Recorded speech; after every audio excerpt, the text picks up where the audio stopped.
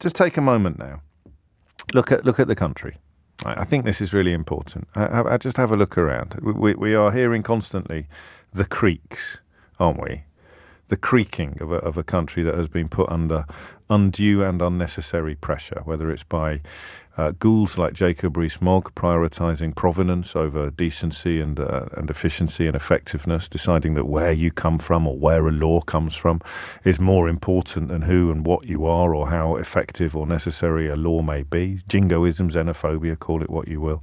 Then you've got the inadequacy of our infrastructure to cope with the unexpected, as a consequence largely of 12 years of Tory cuts, of austerity, and by the unexpected you could mean anything from floods, which are unexpected in a sense, and coronavirus, unexpected, to cope with pandemics, whatever it may be. Just have a look around, right? And try and zone out all the bad stuff, all the stuff that's going wrong, all the sectors where people are being compelled to take industrial action because they're having pay cuts in real terms inflicted upon them every year, even as the cabinet has probably never been wealthier. Has anyone done that calculation? Country's in more of a economic crisis than it's been in living memory, and the cabinet probably, pound for pound, is the richest that it has ever been. Interesting, that. Now, what are the two most precious things we have in our society?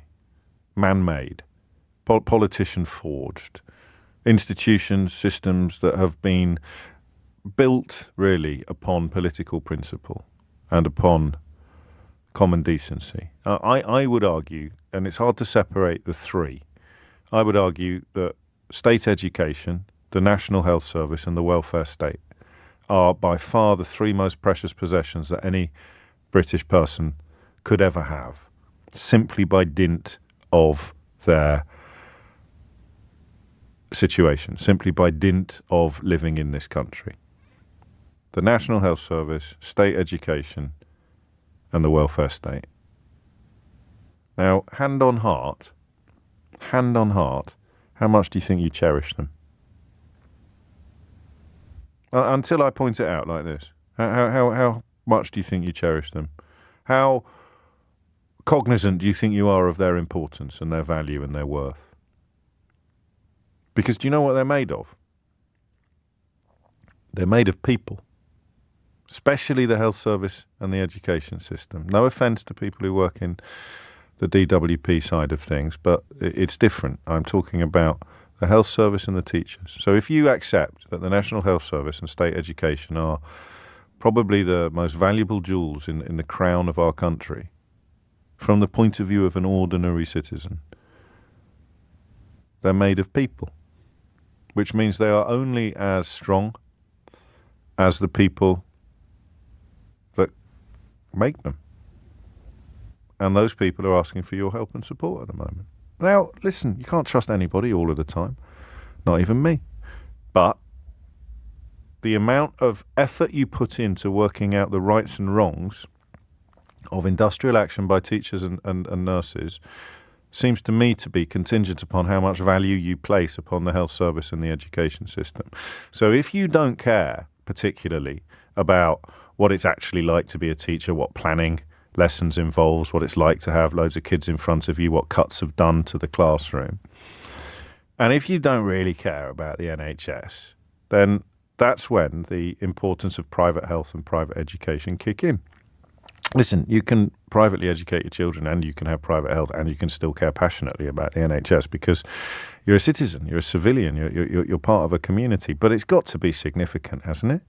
That the people in charge of everything at the moment are, as Rishi Sunak accidentally conceded a couple of weeks ago before doing a reverse ferret, they're not living it, not feeling it in quite the same way. So how valuable do you think the NHS and state education is?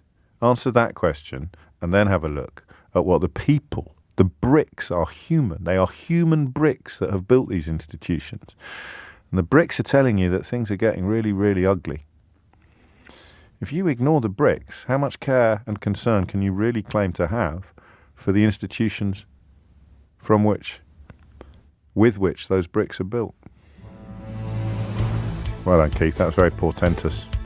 It's almost like we planned it. I've never thought of it like that before. You know how it works. If I get the right calls on the programme, then my brain goes to places it's never been to before. But there it is.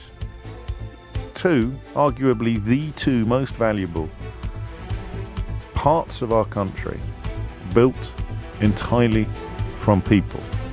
And those people are pleading for help from a government that is probably more detached from the understanding of the importance of those institutions than any government we've ever seen, up to and including Margaret Thatcher's. And of course the media is full of people who do their bidding and don't particularly care about your education either.